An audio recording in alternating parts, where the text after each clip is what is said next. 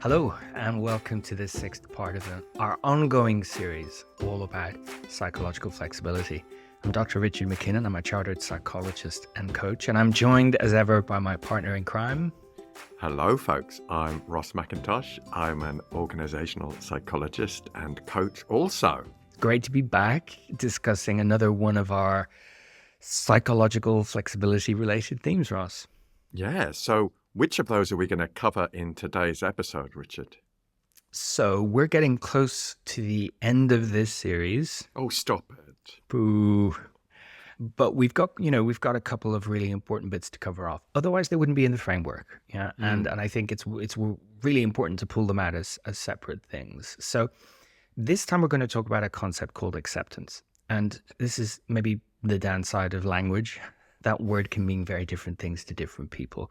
So what we're talking about here, very, very roughly, this is about how we deal with the uncomfortable stuff that shows up, and we increase our willingness to do the stuff that matters. So we accept the discomfort. We don't struggle with it. But there's layers to this that are worth unpacking, because you could just say that in one line and say that's what it is and get smiling nods. But I think, we need to go into it in a little bit more detail. So we've previously looked at the impact and the benefits of practicing diffusion, getting distance from our unwelcome, unhelpful, unpleasant thoughts, and of taking committed action, moving towards the stuff that matters in our lives. So what does acceptance add to that? Acceptance helps us to make some space for that discomfort you were just talking about. Make some space for that discomfort that comes with doing important or meaningful stuff. I think that sets the scene. But maybe another way to look at it, Richard, is what do we not mean by acceptance? This is often how I start explaining it, because it can mean it's an existing English word. Unlike diffusion, for people, I have no idea what you mean by that. Please explain it to me. Or even present moment awareness, the hint is in the name. So what we're not talking about here is simply putting up with an unfortunate or unpleasant status quo, being disempowered. Because often if you use the word acceptance, you imply that's it. You're just accepting that terrible situation. So we're not talking about that. We're talking about something much more empowering and dynamic. We're not talking about simply, pushing through a difficult situation with gritted teeth, hunkering down and, that's I'm lost for words in describing that. But it's not that at all, because that's energy sapping, really. And it's not really acceptance. We are persisting, but we're doing it in a very inflexible way. And an important point, it doesn't mean that we have to like or approve of the stuff that life is offering. We don't need to buy into it. We just need to accept it's happening. Does that make sense so far? It does. And I think it's so important, because I think acceptance and commitment therapy makes a beautiful acronym. ACT. Who wouldn't love that? And I think a lot of people get tangled up in that word acceptance, thinking, everything's a bit shit around me. This means I just have to tolerate that. And I'm, as you say, I like that word. I'm not empowered. I'm actually disempowered. And if we look at our situations through that lens, that can really facilitate inaction and potentially, a loss of vitality in our life, or even a difficult situation getting worse, because we're not taking the helpful action. We're simply putting up with, rather than, I think it's about dividing things into two here. Dividing the situation into, this bit sucks, and that's part of it, but this bit implies the action I'm going to take in order to navigate this. And you know what? As I focus on the action, the uncomfortable stuff is along for the ride, but it's not a linear first do one, then do two, which is a trap it's easy to fall into. Before I take the action, I need to feel better about this situation. I need to get rid of this stuff that's bothering me before I can do the meaningful stuff. And acceptance says, nope, you just need to recognize and rationalize, if you like, it's part of it. It's not something to be carved out and removed, or something that you need to process somehow. You just need to understand and accept this unpleasant stuff is part of doing this meaningful thing. And hearing you talk there, Richard, I think this really emphasizes the link between our 6 points on the hexaflex and how they act together. Yeah. How they all combine to serve that cultivation of psychological flexibility. It's an excellent point. How could you accept the discomfort if you weren't aware in the present moment of what that discomfort was, or if you weren't practicing the diffusion techniques we talked about so you could step back from your thoughts and really see them just as thoughts? How can you do this without taking committed action? Without those, acceptance is a very disempowering thing. Oh, I'm just underlining the discomfort of this. But combining it with action, combining it with your values, combining it with your diffusion means you are doing something dynamic. You're doing something based on what's actually happening in this situation. And your action is guided by values and in the direction of what's really important to you.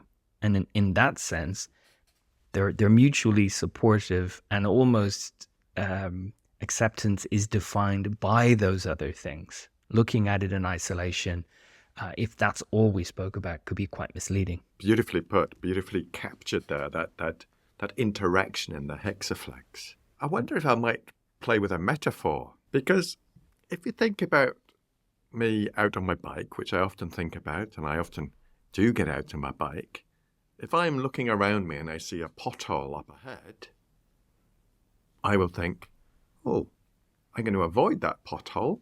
I'm going to check if there's any traffic behind me or anyone behind me, depending on what sort of route I'm on. And I'll avoid that pothole and go round it. And that's to protect my physical self. But if I'm experiencing psychological pain or distress, consider that to be a pothole. I'm not sure whether this metaphor is actually working or going somewhere, but consider that to be a pothole. Quite often as humans, what we'll do is seek to go around it or avoid that pothole that contains psychological pain or distress. We'll treat it in the same way as a physical obstacle or threat. Mm. Does that work at all? It does, because I think it's a great example of how we take the physical and we map it incorrectly onto the psychological, in the same way that we think, well, I can turn off the lights, I can turn off these thoughts. No, it doesn't work that way. And also, cycling is a habitual thing for many people, and you get in the habit of cycling a certain way, in a certain style. And so we can get in a habit of avoiding unpleasant thoughts, feelings, situations, all the stuff we don't want, instead of, is it worth it? Is this meaningful? Is it a big deal? It's automatic avoidance of the thing. And as we've said before, when we talk about values, doing stuff that matters to us is inherently good for us, even though in the moment it could be a bit rubbish. It could feel a bit crap, to use a technical term, but it's the direction of travel is important, and the ultimate result could be wonderful. But in that moment, we might have to do something that at a minimum is a bit boring, and at a maximum could be quite scary. But they're feelings. They're not the physical pothole. There's something that we can persist through, that we can experience without great threat to life and limb. So let's talk about what it's more about. I think we're encapsulating that nicely, but I wonder if we talk about how it's about reorienting our attention and focus from avoiding that discomfort to actively accepting discomfort. It's moving from a barrier or something to be avoided to being part of something more important, as you're saying. It's something in line with our values and what matters to us. So we're becoming open to moment experience with receptivity, flexibility, and a stance of non-judgment. And that's tough, isn't it? The non-judgmental piece is tough, because we like judging. Our minds are judging minds. And so we want to compare, contrast, categorize, like, dislike. But instead, we're not going to judge this and create a task of it. We're just going to accept what that moment offers. I've got two examples to share that might bring this to a grounded level. I'm always conscious our familiarity means we talk in conceptual ways. So let's bring it down to brass tacks. Mm. One example, a very day-to-day example, could be someone who realizes that what's very important, part of what's very important to them, is looking after their well-being. And so they realize they need to take a break from work periodically during the day, a short break from work. Very good for us, but it's not going to happen unless you decide to do it. And while this person steps out of their office and they sit in the park next door, some of the discomfort they'll feel with that situation is that they don't know what's in their inbox. They can't see it. They've left their phone behind. They can only imagine what's in there. And of course, our minds are great at giving us loads of rubbish to fill in the blanks. Anxiety, dread, worry about all the messages they're going to have to deal with. Now, acceptance is not saying, okay, well, I need to deal with those thoughts, or I need to get rid of that discomfort, so I'm going to go back to the office and quickly look at my email. Acceptance is saying, what's really important to me is looking after myself and getting a break from work. And as part of that experience, my mind is, of course, giving me thoughts about this stuff that's out of my control. Yeah. So just like diffusion skills are not about removing thoughts or changing thoughts, acceptance says, I'm going to do this thing despite the discomfort that is inherent to the activity, because there's something more important here. There's something more meaningful or even more necessary, simply the necessary pedestrian things in life just to get by. That's the North Star here, not I better deal with the discomfort as it shows up. Because if that person followed that line of thought, they'd never leave the office, because I don't like not knowing what's in my inbox. Does that make sense? I love this example. And I love the way you're talking about a break during the day and how we can extrapolate that to taking leave from work. Beautiful. In terms of, I'm going away for a week. I'll just make sure I take my work phone. I was going to say work BlackBerry. Where am I from? Are you a Time Lord? I don't know why that word came into my head. I'm going to take my work phone, maybe my laptop, just in case anything big kicks off. And so I can access that when I have this uncomfortable content that my mind is generating. So that's a beautiful example, because it really illustrates what we do next. What do we do next when that discomfort arises? Do we rush from the park back to the office if we're on a sort of break for our own well-being? Or do we just sit there and recognize them for what they are and accept them as part of us? Yeah. Exactly. Yeah, actually, they're part of us. That's it as well. We will waste energy, time, resources trying to carve that out as a separate thing we can somehow deal with separately. I had my own personal example yesterday. I spent our bank holiday weekend over in the beautiful city of Tallinn in Estonia. First time visit, would 100% recommend it. We're not sponsored by the Estonian Tourist Board yet, but had a wonderful 3 days of total relaxation and a slower pace of life and wonderful sunshine and all that good stuff. And then about an hour into the flight back to London, I realized Heathrow Airport is at the end of this journey, and all that represents. All of the crowds, noise, hassle, queuing, all out of my control. And I began to notice, wait a minute, I'm now getting caught up with something that, one, I've no control over. I cannot dictate how, the airport is there waiting for me. But more importantly, I'm missing out on this experience that I was actually quite enjoying, watching something on my iPad that I was really, really enjoying. And so actually the way I brought it back for myself was, navigating the airport and all of that grim stuff is part of this journey. I cannot remove it.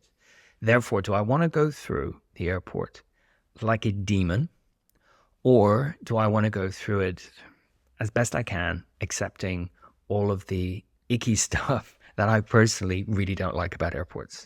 And it was a kind of a light bulb moment that actually the full awareness of that was quite powerful, was degrading my experience in the moment, and was also something that was inevitable. And it's funny how we can get caught up in that stuff. This is going to happen, and I'm furious and upset about it, but it's going to happen. And once you accept that, you expend an awful lot less energy trying to do something about it. That energy is an important point, because why would you want to practice this acceptance, folks? Well, it allows us to direct our energy in a different way to pursue what matters to us. It relegates our discomfort to an ingredient, an experience, not as an obstacle or even a task.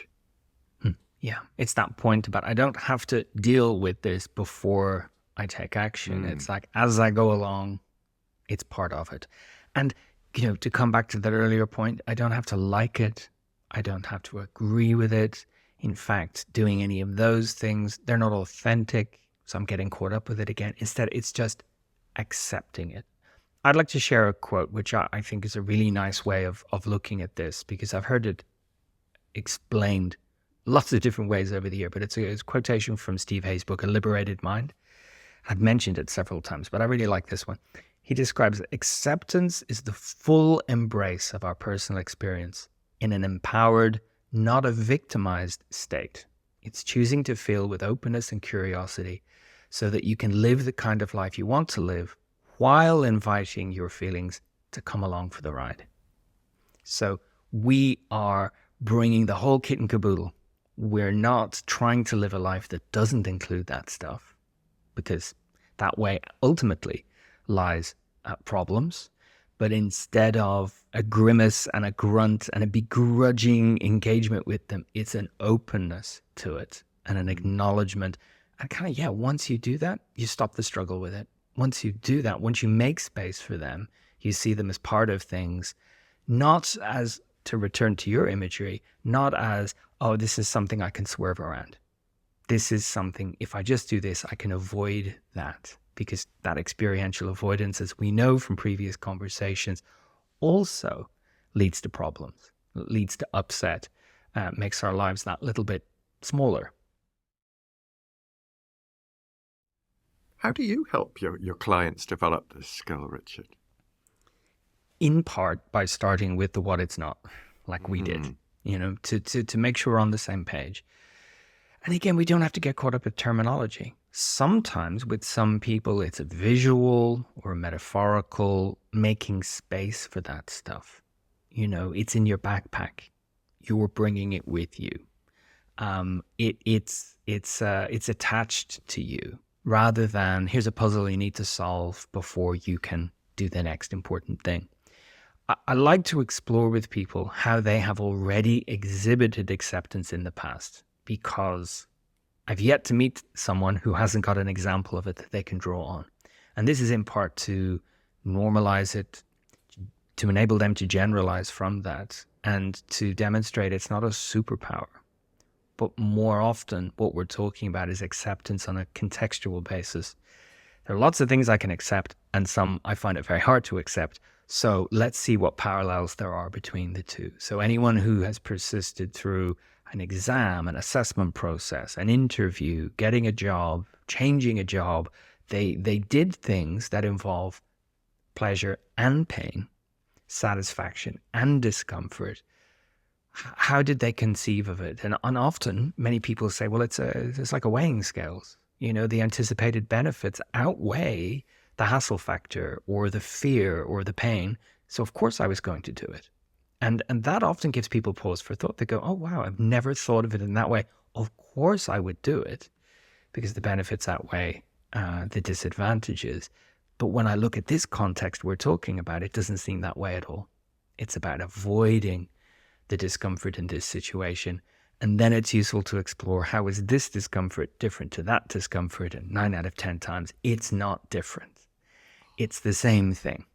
So I think that's a very empowering way. Instead of, here's my top 10 tips for acceptance, it's, you do it already. Let's call it out. Let's link it to this present moment, this present context you're maybe grappling with. And actually, you already have this capacity within you. So it's about learning how to switch it on in those contexts. Brilliant. Absolutely brilliant, Richard. I love that, because what we're doing is retrospective noticing.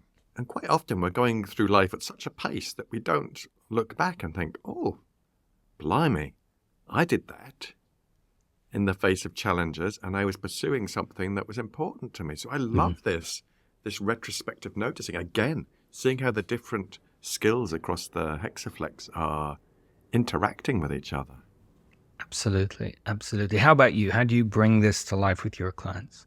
Well, I think that related to what you're saying, Richard, there's an element of, say I'm working with a coaching client, there's an element of just noticing gently as we go along from examples how they've stepped outside of their comfort zone. It's a phrase people use a lot, the comfort zone. But again, exploring how they've done that. What did it feel like at the time? How they motivated themselves. Very similar, but again, it allows us to transpose that onto the current challenge. And as you say, it's skills they have already. So part of our job is to reveal them to people and help them apply them in a more workable and an effective way. And sometimes I'll use an acronym, which is from a paper by Robinson, Gould, and Strozzle from 2011. Kirk Strozzle is one of the great ACT guys, and his wife, Patty Robinson. I did a course with them a while back, and they used an acronym TEAMS in that training, and I really loved it, and I've incorporated that into my practice. So the acronym, it's thoughts, emotions, actions, memories, and sensations. I think they're all pretty self-explanatory, except perhaps actions. Actions is about noticing our urges or our cravings or our knee-jerk reactions, maybe our autopilot reactions. So thoughts, emotions, actions, memories, sensations, teams. And I work with clients sometimes to use this acronym to help them look at their inner experience.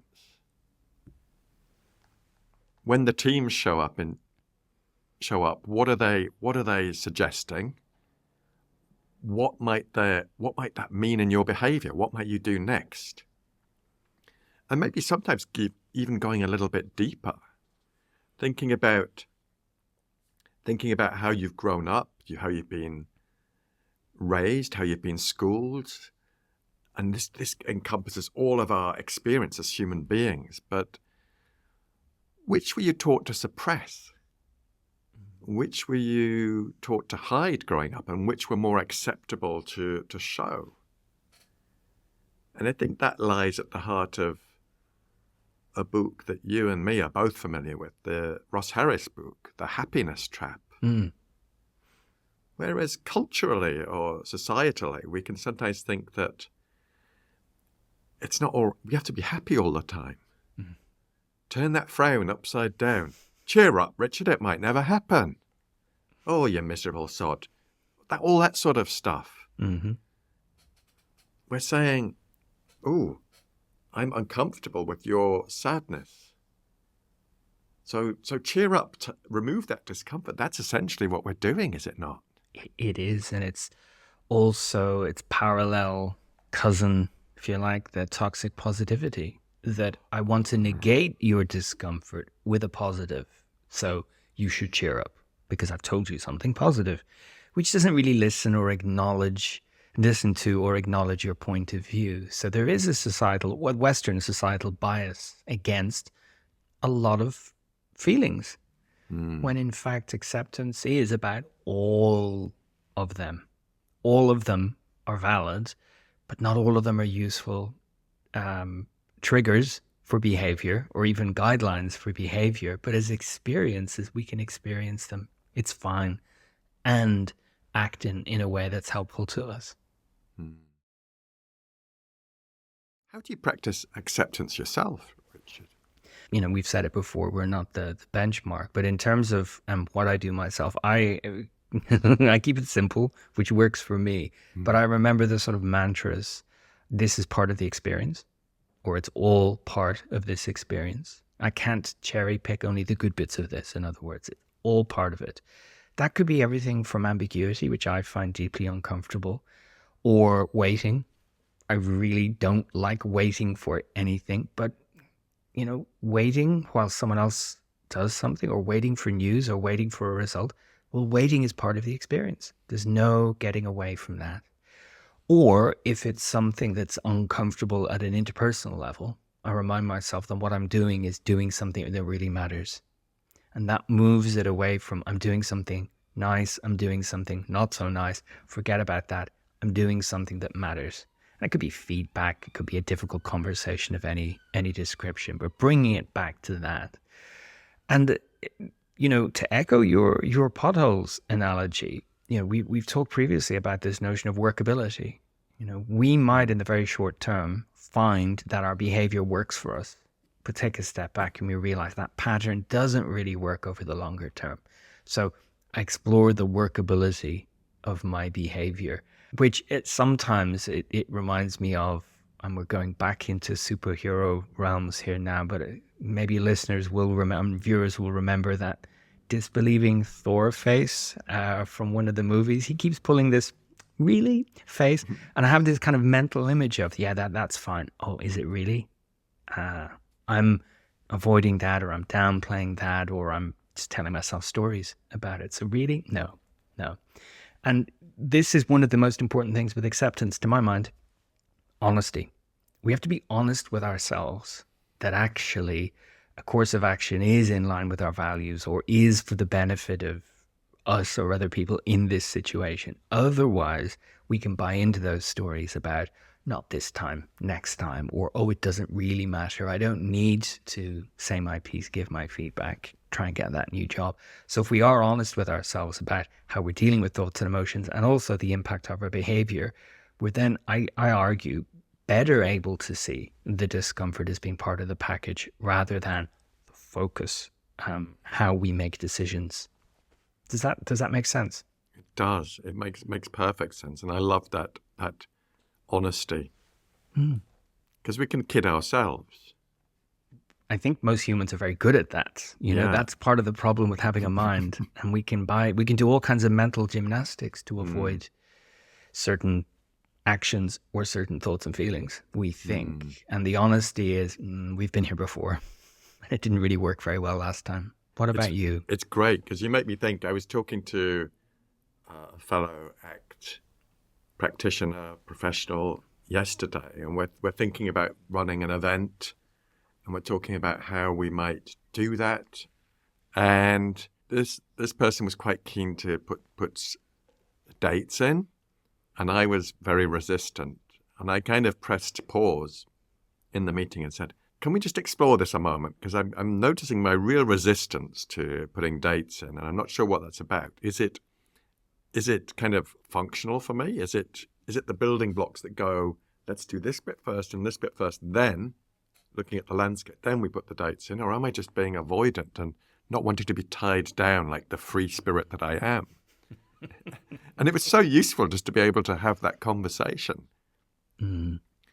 Because we both knew what we were talking about, and it helped us realize a way forward and recognize that I probably wasn't being avoidant. I was just wanted to take it in that step-by-step basis on this occasion. But I do love your mantras, because there's something my dear mum used to always say, and this is sort of family wisdom, and she used to say, it's all part of life's rich tapestry. And it kind of became a joke between us. Like something a bit shit would happen, and we go, yeah, I know what you're going to say. It's all part of life's rich tapestry. But it does work. It does work. I even got to the point once where I did a cartoon about it, but that's a whole nother story. But what else do I do? Personally, I like to get better at spotting my teams. Remember those thoughts, emotions, actions, memories, sensations. and how they impact in my life. So if I've had a thought of chocolate, and I found myself going to the fridge in the kitchen, trying, and it doesn't always work, but luckily, well, I don't know whether this is luckily or not, but I'm a cheap chocolate girl. My husband likes posh chocolate. You know, this one where it's got 70%, 90%. That's not so much my palate. I'm more of a cream egg boy or a whisper. And we don't tend to have them in the house. So I noticed that the high percentage cocoa bean is not for me. For me, it tastes like soil. But that's a whole other story. Sorry, folks. I've gone off on a slight tangent. We've lost a whole bunch of potential sponsors now as a result of this. You should know. Hey, cream eggs and whispers. We're open. Posh chocolate. Sponsor Richard. See, it's like the yin and the yang of chocolate. Yin and yang. But getting back to my temptation for chocolate, if I can notice that urge, that action in play, I can then pause and then decide, do I want to pursue that for my longer term goals, or is this just the relief of an urge? And that can help you, just making space for that urge rather than actually even getting up and moving. Just, oh, there you are again, urge. It can make a difference. And also, going back to my bike metaphor again, recognizing and testing out. I think that's something I do quite a lot. Test out if I am in the avoidance state. Do I have an inner experience where I'm avoiding that pothole of psychological distress? And because that avoidant behavior consumes resources. And those resources could be used for me moving towards what matters to me. That avoidant behavior restricts me too and keeps me stuck in loops, just going round and round and round. And each time I go round that loop, I feel more frustrated. So sorry about that little tangential chocolate waffle. I'll remember that chocolate waffle. That sounds quite nice, actually, a chocolate waffle. I think there's a gap for all human beings between knowing and doing. And there's stuff that can make it more difficult to practice acceptance. There's a few points worth flagging up here. I mean, one you've sort of touched on there around the urges. It's very easy for us to buy into the belief that, well, of course I could accept that, but I could never accept that, as if the two forms of discomfort were, different beasts. But in fact, it's all just discomfort. It's taking different forms, different strengths, different manifestations, but it's just stuff your mind is giving you. And being able to see that as qualitatively different from real risk, danger, and pain is really, really key. So let's not try and make a hierarchy of discomfort, but just see it for what it is, because then we're removing more of the excuses for inaction. If we are still falling into that trap of, I will do the thing, I just need to get rid of this noise in my head first, get rid of these thoughts, get rid of these doubts, or you're just delaying, you're just avoiding. That's really not helping you accept anything, because you've decided some things have to go first. You're trying to jettison stuff. If we find ourselves saying, and there's a whole category of this, but I've put it in the show notes as the I shouldn't have to type thought. I shouldn't have to put up with this, or this shouldn't happen to me, or any of the sort of repetitive rumination type thinking about the injustice of this, bad stuff shouldn't happen to good people. You know what? That's the antithesis of acceptance, because you're imagining a world where everything is different and you're not acting in your interests or in line with what's important to you. And similarly, if we do the really common thing of make unfortunate or unhelpful comparisons, well, they didn't do it, it worked for them, or they seem to be okay. Why do I have to have this when they don't? This is an intra-person thing we're talking about, accepting your discomfort, not demanding others do it, or not believing that it's easy because someone else has done it. It's your discomfort. It exists as a function of your mind only. And if you've got a habit, a very strong habit of experiential avoidance to begin with, that's going to take more work than me simply explaining to you conceptually what acceptance is. So we might need to do far more, micro experiments, behavioral experiments of dipping our toe into this, rather than what I described earlier, which is just to draw on experience. Because I think we've probably all met people for whom experiential avoidance is a very, very strong element of how they deal with stuff in life. And remember, that doesn't look like inaction. It can just look like action in the opposite direction, getting out of dodge or avoiding dodge completely, or making a lot of noise in another space so that they don't have to deal with the other thing. So there's a few things that can make it more difficult than it needs to be. But I think the main thing is that it's almost a cessation of something. We're stopping within us the drive to somehow remove the discomfort, change the discomfort, or avoid the discomfort. We're not making our journey longer. We're not giving ourselves more work. We're just saying it's along for the ride. And I'm prepared to, or I'm willing to, and that's almost magical when we say that to ourselves. I'm prepared to accept this. I'm willing to experience this because, and the because really needs to be followed by something that's a bit higher order, because it matters, because it's important, because that's where I want to get to, because that's me being the kind of person I want to be. That's a way of bypassing that stuff, being able to express our willingness to ourselves. And in fact, talking of terminology, that's another word I might use instead of acceptance completely. I think it's less loaded, to be honest. The willingness word is super useful. It doesn't make a nice acronym. This is the problem. Hey, I'm a practitioner in WCT. I mean, maybe there's a gap in the market there.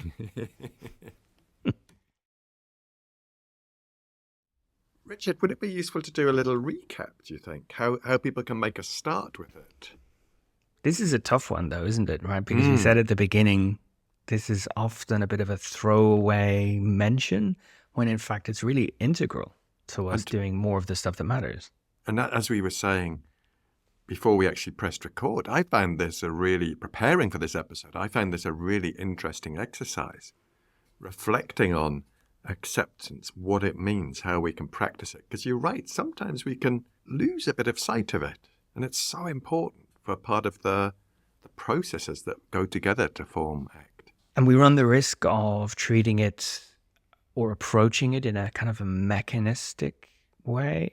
And my memory's failing me at this point, but I did see someone describe it in a little bit like this at a conference in the last few years. It was sort of present, check. Diffused, check. Well, hold on. It doesn't really work that way. But it is about noticing in the moment. It is about being clear on what matters to you. But these are not a mechanistic, like preparing an aircraft for takeoff. So I think a good starting point would be a little bit like you said earlier, for listeners and anyone interested in this, to start spotting what it is you're trying to avoid. Yeah. And that could be procrastination. Trying to avoid a little task in the day-to-day, or you're avoiding doing something they actually quite like doing because there's something bothering you in the other direction, like going back to the office to have a look at your email. It's just to start exploring that, not through the lens of right and wrong, but workability. Is it helping you? Is it helping you be the kind of person you want to be? Or is the discomfort kind of dictating what happens here? Or are you trying to work around it to such an extent that it's changing who you want to be or how you want to be? I think the prepared to accept phrase is a really useful one here, because not everything has a goal, and not all coaching revolves around goals. But if you are working towards a goal, asking yourself explicitly, what am I prepared to accept as part of the journey towards this goal? And that could be a personal goal, like a fitness goal, a weight loss goal, a savings goal, even a home renovation. What am I prepared to accept? There'll be lots of awfulness along the way, but that's part of that journey. It's almost like in business terms when we're doing a big program of doing a pre-mortem. Let's think of all the things that could go wrong to see if we can account for them and plan around them and be realistic about it and not go in all Pollyanna and over-optimistic. It's the same. It's like, well, if I'm going to do this meaningful thing, what kinds of ick am I prepared to accept along the way? And the final one I would throw in is what I would do with a client. If you're stuck in some way, if the real or anticipated discomfort had got you and slowed you down, think about ways you've persisted in the past. What were those contexts? What's maybe the missing ingredient? Maybe you're missing linking it with your values. Maybe you're missing a clear goal to attain, or maybe you are unclear on what the next step could be. What's your towards move in this situation? But we can learn a lot from our past selves in both directions. So thinking in those terms can be really helpful too. Nice. So I'd probably just add a couple of things to this, folks. I've mentioned the teams, the thoughts, emotions, actions, memories, sensations. Practice spotting them. Practicing spotting them coming up, and notice how they might be limiting you or taking you down avoidant routes.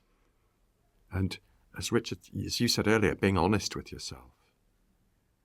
And then a concept I quite like, which a guy called Wilson and Dufresne said, spotting sunsets.